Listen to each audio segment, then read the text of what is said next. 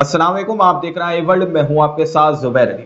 Israel और फिलिस्तीन की जंग जिस दिन से शुरू हुई है उसके कुछ दिन बाद ही गजा के अंदर से एक बयान जारी किया गया था। कुछ कारतूस जैसी चीजों को दिखाया गया था जिस पर मेड इन तुर्की लिखा हुआ था।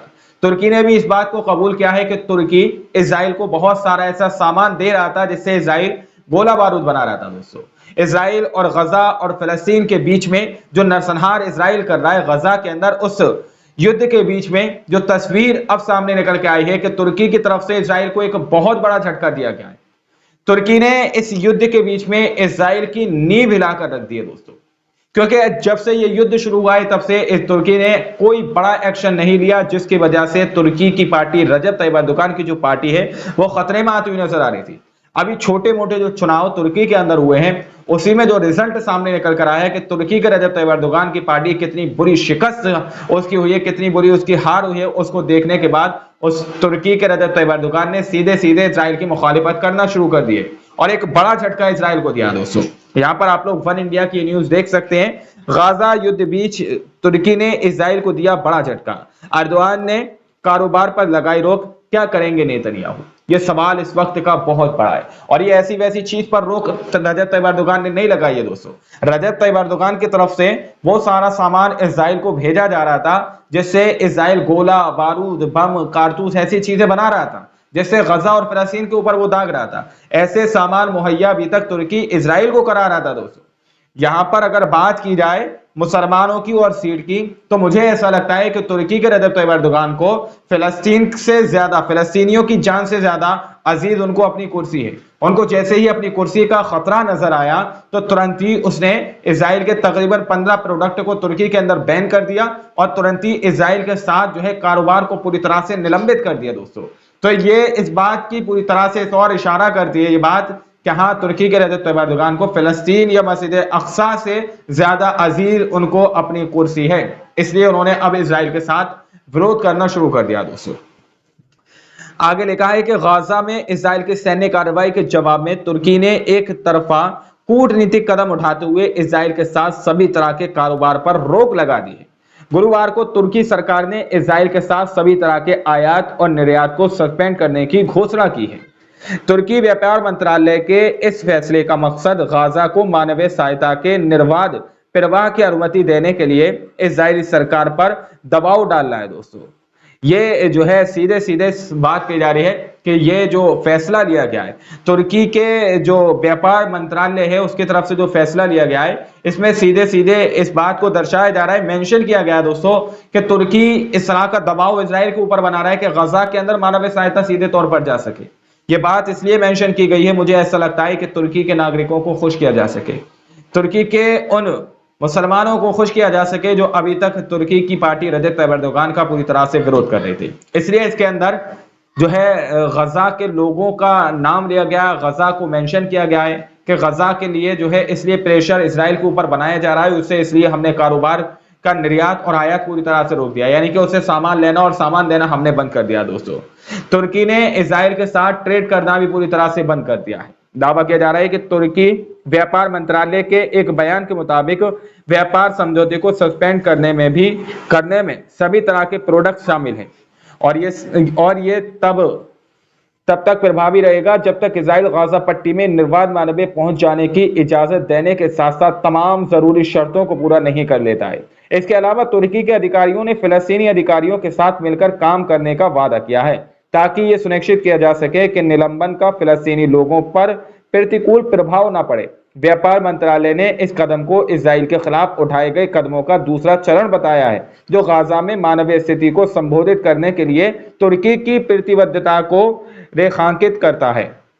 पिछले महीने इजराइल की सैन्य कार्रवाइयों की मुखर आलोचना के लिए जाने जाने वाले तुर्की ने इजराइल को 54 प्रकार के उत्पादों के निर्यात पर प्रतिबंध लगाकर कड़ा रुख निर्माण उत्पाद और रासायनिक उर्वरक जैसी वस्तुएं शामिल थी। दोस्तों, कड़ा रुख यहाँ पर अपनाया गया है, दावा किया जा रहा है अपनाया था। इन प्रतिबंधों स्टील, एल्युमिनियम, स्टील निर्माण उत्पाद और रासायनिक उर्वरक जैसी वस्तुओं शामिल थी।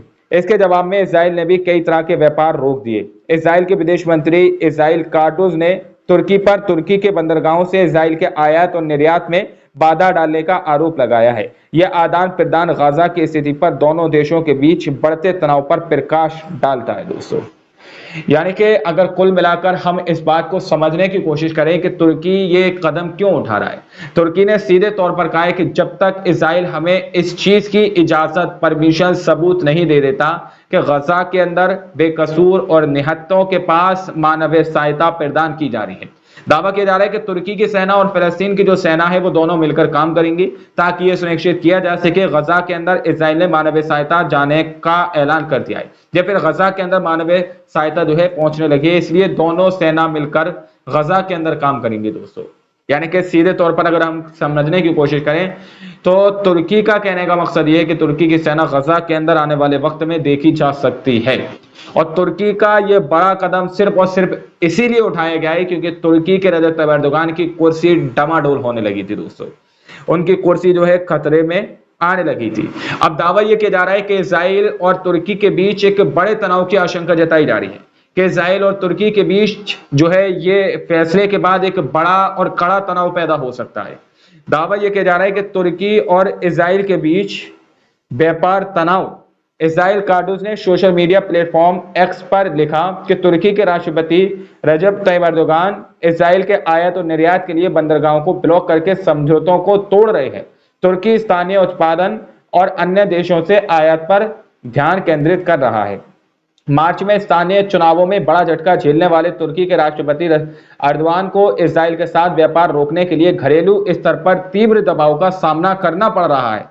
एर्दोगान ने अपने शासनकाल में तुर्की की एक बड़ी आबादी को कट्टर इस्लामिक बना दिया है और वो अब उनके ऊपर इजरायली सरकार के खिलाफ कड़े कदम उठाने की मांग कर रहे हैं और ऐसा नहीं करने पर स्थानीय चुनावों में वोट नहीं देकर अपना विरोध भी जता चुके हैं दोस्तों। जैसा कि मैंने आप लोगों को वीडियो के अंदर बताया कि वहां के लोग इजराइल के जो तुर्की के रजब तैयब एर्दोगान है उनसे नाराज हैं क्योंकि उन्होंने इजराइल के खिलाफ कोई भी कड़ा कदम नहीं उठाया, जिसकी वजह से उनको जो अभी मार्च के अंदर जो चुनाव हुए हैं उसमें उनको एक भारी नुकसान देखने को मिला और उसके अंदर उनको महसूस होने लगा कि हाँ तुर्की के अंदर रजब तैयब एर्दोगान चाचा की कुर्सी जा सकती है। इसलिए उन्होंने इजराइल के खिलाफ ही बड़े और कड़े फैसले लेने का जो है इरादा कर दिया। इजराइल के खिलाफ क्या है तुर्की का रवैया, ये सवाल इस वक्त का बहुत बड़ा है। आखिर इजराइल के खिलाफ जो है तुर्की का क्या रवैया है, किन किन चीजों पर बैन लगाने की बात तुर्की के रजब तैयब एर्दोगान कर रहे हैं, ये सवाल है। आपको बता दें कि तुर्की ने 1949 में इजराइल को मान्यता दी थी एर्दोगान के शासन के तहत। मैं दोबारा से रिपीट करता हूं, एक और बार आप लोग सुनिए कि आपको बता दें कि तुर्की ने 1949 में इजराइल को मान्यता दी थी। 1949 के अंदर तुर्की के अंदर ने इजराइल को मान्यता दी थी। आप लोग समझ सकते हैं, इजराइल यहूदी देश जिसने फिलिस्तीन पर कब्जा किया उसको मान्यता तुर्की के अंदर दी गई थी, एक मुस्लिम देश के अंदर। इसलिए मैंने इस लाइन को दोबारा रिपीट किया दोस्तों ताकि आप लोग समझ सकें।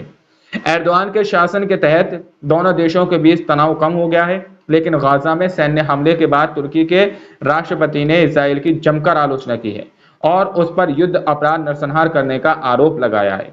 उन्होंने हमास को स्वतंत्रता सेनानियों का संगठन बताया है, जिसे अमेरिका, इजराइल और यूरोपीय संघ ने आतंकवादी संगठन ठहराया हुआ है।